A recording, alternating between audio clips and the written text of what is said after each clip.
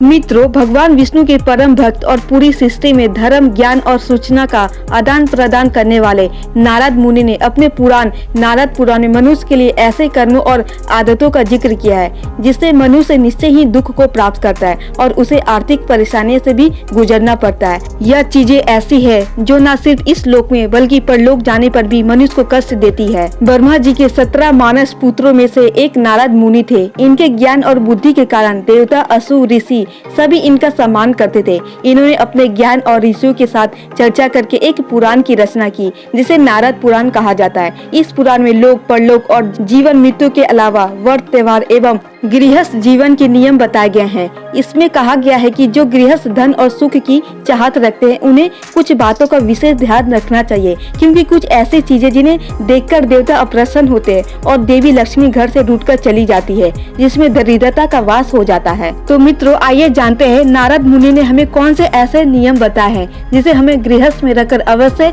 पालन करना चाहिए। मित्रों, नारद मुनि से बात करते हुए ऋषि शौनक बताते हैं कि हे नारद जी, मनुष्य को दिन के समय नहीं सोना चाहिए। दिन में सोने से मनुष्य रोगी होता है और उनकी आयु कम होती है। ऐसे व्यक्ति को धन की भी कमी का सामना करना पड़ता है। नंबर 2, अपने एक पैर से दूसरे पैर को दबाकर नहीं बैठना या सोना चाहिए। इससे आयु और धन दोनों की हानि होती है।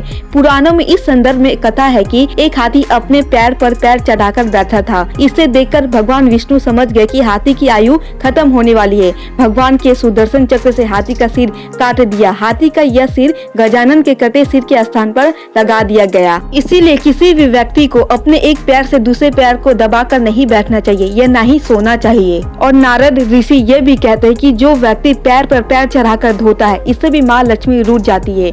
एवं जो व्यक्ति नहाने से पहले अपने पैरों को बहुत रगड़ कर बहुत देरी तक धोता है, इससे भी माँ लक्ष्मी रूठ जाती है। उसे हमेशा कर्ज में ही डूब के रहना पड़ता है। नंबर 3, नारद पुराण के अनुसार सिर में तेल लगाने के बाद बचे हुए तेल को शरीर पर नहीं लगाना चाहिए। इससे स्वास्थ्य की हानि और धन का नुकसान होता है। इससे रोगी भी बन जाते हैं। नारद मुनि का कहना है कि यह मृत्यु के शोक के समान कष्टकारी होता है, इसीलिए इसे ना करे। नंबर 4, नारद ऋषि ये भी कहते हैं कि निवस्त्र होकर सोना नारद पुराण के अनुसार अशुभ फलदायी होता है। इससे देवता और पितर दोनों का अपमान होता है। इससे देवी लक्ष्मी रुष्ट होती है। निवस्त्र स्नान को भी अशुभ फलदायी कहा गया है। श्री कृष्ण ने अपनी लीला में निवस्त्र स्नान करने को पाप बताया है। नंबर 5, नारद पुराण के अनुसार जो व्यक्ति अपने नाखून और बालों को दांतों से हमेशा चबाते रहते हैं, इससे शरीर अशुद्ध और रोगी हो जाता है।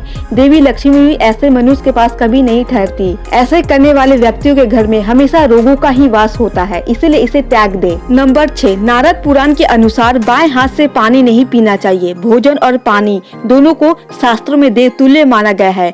अन्न देवी अन्नपूर्णा होती है, जबकि जल को वरुण देव माना गया है। भोजन और पानी ग्रहण करना एक प्रकार का यज्ञ माना गया है। बायां हाथ अशुद्ध माना जाता है, इसीलिए कोई भी शुभ काम बाएं हाथ से नहीं करने का विधान है। इसीलिए नारद पुराण में कहा गया कि अपना भला चाहने वाले को बाएं हाथ से जल का ग्रहण नहीं करना चाहिए। नंबर 7, नारद पुराण के अनुसार दूसरों के अन्न पर व्यक्ति को ध्यान नहीं लगाना चाहिए। जो व्यक्ति इस व्यवस्था में लगा रहता है कि किसी से चालाकी की पूर्व ठग कर भोजन किया जाए, उसके घर में कभी भी बरकत नहीं आती। जो व्यक्ति संतोष पूर्वक अपने भोजन और धन से संतुष्ट होता है, उसके घर में लक्ष्मी का सदा निवास रहता है। उसकी प्रगति निश्चय होती है। इसलिए अपने पास जो है उसी से मतलब रखना चाहिए। दूसरों के अन्न में लोभ नहीं रखना चाहिए। नंबर 8, नारद पुराण में ये भी कहा गया है कि दोनों हाथों से सिर नहीं खुजाना चाहिए। अपना भला चाहने वाले मनुष्य को अपने दोनों हाथों से सिर नहीं खुजाना चाहिए। इसका कारण यह है कि सिर को खुजाने के बाद शरीर का स्पर्श करना अशुभ फलदायी होता है। दोनों हाथों से सिर को खुजाने से घर में दरिद्रता का वास हो जाता है, इसीलिए इसे नारद पुराण में वर्जित माना गया है। इन सब के कार्य को करने से आपके जीवन में सुख की भी कमी आती है, इसीलिए इसे नारद पुराण में वर्जित कहा गया है। मित्रों, ये ज्ञान से भरी बातें नारद पुराण से ली गई है। मित्रों, क्या ये वीडियो कभी भी आपके काम आएगी? अगर हाँ, तो प्लीज आप मेरे चैनल को सब्सक्राइब कर दे।